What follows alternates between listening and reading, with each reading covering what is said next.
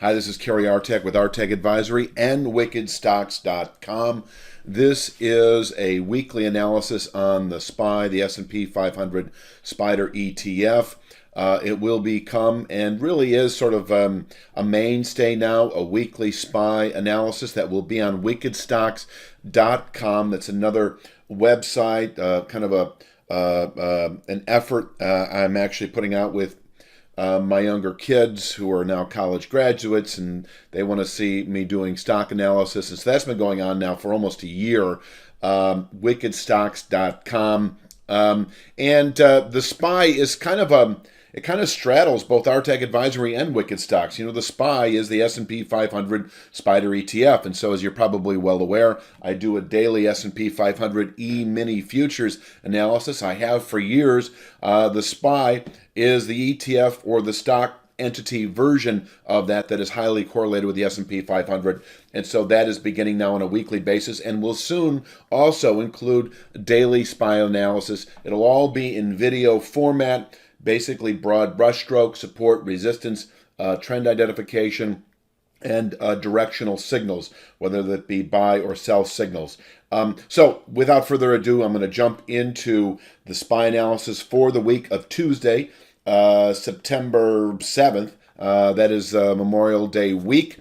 And let's jump into the charts right now. This is just a weekly chart. They're all weekly charts of the SPY. And you can see, if you watched last week's video or recent videos, there is a long-term trend line combing across the tops of the SPY for about a year now. In fact, exactly a year. August of 2020 was that first high. We came very close to testing it last week, backed off. And so holding below this trend line will allow the SPY to fall back to 434.24 over the next several weeks, 3 to 5 weeks at the most. I want to say more like 2 to 3. There are a short-term sell signal I will show you in a moment. Now, there's no indication, no clear target for 434.24, but having essentially tested last week that 456.73 trend line, I do think the market can fall back to 434.24 by the end of September, perhaps, where the market can bottom out through October, and from there, perhaps turn up to new highs and maybe even settle above that trend line, which is rising at a very gradual pace.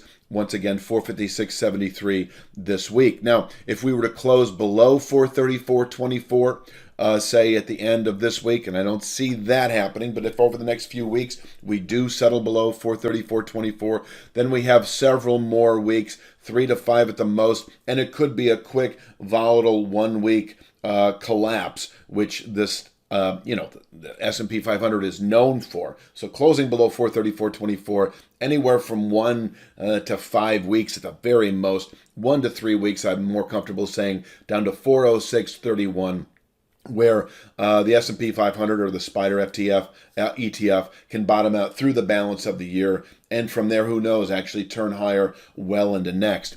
Now, the signal for 434.24 I can give you right now, and this is just more of a zoomed in. You can see there's a shorter term channel bottom at 443 even this week, and that can contain weekly selling pressures.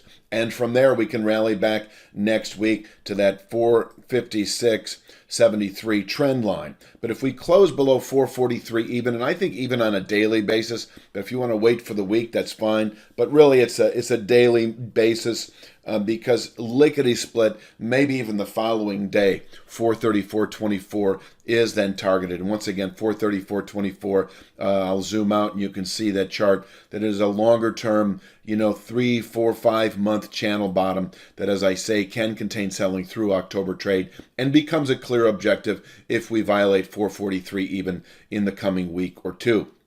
Now, upside, the path of least resistance, seemingly, for the S&P 500 would be a settlement above the 456.73 trend line should set off follow-through buying. I really think through the rest of the year and even into the first quarter of next. our first target within, I think, 2 to 3 weeks would be 476.83. And, if we closed above the 456.73 trend line at the end of this week, that would put us into late September, early October, 476.83, able to contain monthly buying pressures, which is to say by then through October. And from there, the market could fall back to that 456.73 trend line over the following week, 2 or 3. But overall, I do think closing above 456.73 is our signal for longer-term bullish continuation. And I think that 516.12 channel top becomes a realistic 3 to 5 month at the soonest. Could take into spring of next year, second quarter of next year. Obviously, the timing is impossible, but we've made these rallies before. I'll show you back in the COVID low, March, it took us into June. That was a 4-month move. So 3 to 5 months, perhaps.